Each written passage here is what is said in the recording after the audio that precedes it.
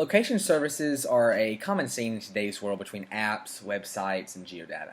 For most people, it's a simple, quick decision to hit yes when those services ask to access our location, often ensuring us an easier use of their product. However, do we know what these services are really being used for? Here are 5 questions we need to ask in order to get a better understanding of location services and their dangers. First of all, what exactly are location services? Location services, or LBS, use real-time geodata from a mobile device or smartphone to provide information, entertainment, or security. Some services allow consumers to check in at restaurants, coffee shops, stores, concerts, and other places or events. That quote comes from businessnewsdaily.com.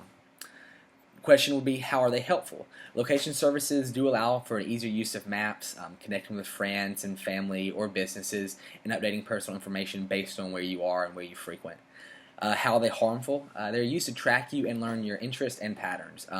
Data just isn't stored in the app itself, but is also viewed by the company that owns the app and possibly others that they sell it to. What type of information do you give away?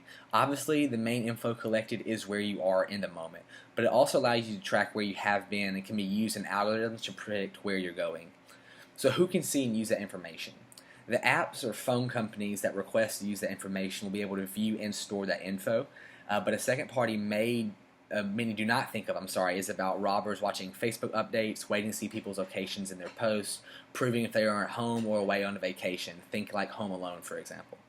In doing some research, Apple.com says this about what location services are.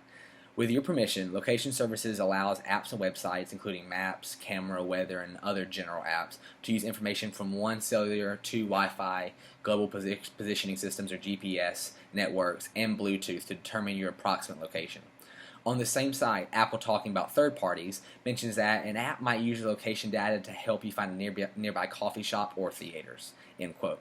Also portrayed as a positive aspect is your device might set its time automatically based on your time zone. It's important to recognize that any reasonable company will only portray the glamour of their services. Michael Cooney, an online editor for the Network World, has this to say in an article talking about the dangers of these location services. Testimony this week by Watchdog of the Government Accountability Office said companies have taken some steps that align with recommended practices for better protecting consumers' privacy. For example, all of the companies examined reports of the agency in 2012 and 2013 used privacy policies or other disclosures to inform consumers about the collection of location data and other information. However, vendors did not consistently or clearly disclose to consumers what the companies do with that data, or the third parties which they might share the data, leaving consumers unable to effectively judge whether or not such use of their location might violate their privacy. That's coming from the GAO. Continuing through the article, Cooney mentions that in his investigation, location data can also be sold to third parties for undisclosed motivations and can be used to infer some other sensitive information about individuals, such as their religious affiliation or political activities. That could also be used in government decisions, in polls, and depending on where people live and what they believe, like I just mentioned, that can be used to possibly motivate campaigns and other such ideas. A lot of location services are harmless in their use, but that doesn't take away from the extremities of the few examples in which they have been used for wrong.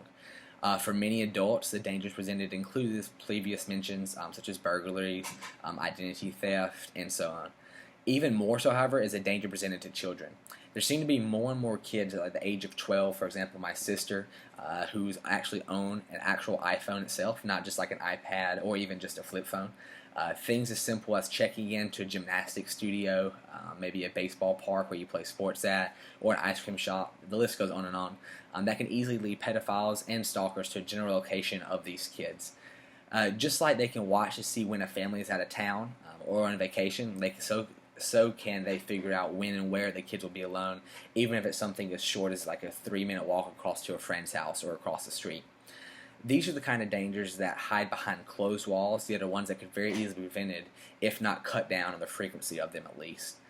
In the end, the point is just to be aware. Understand that a lot of location services have innocent meanings, but due to human nature, they can be easily twisted to help service theft, stalking, and kidnapping.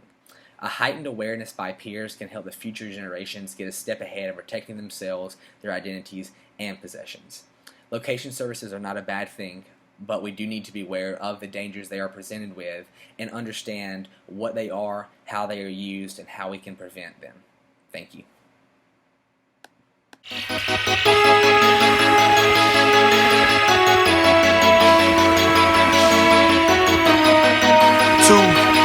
Ladies and gentlemen, put your hands together, please.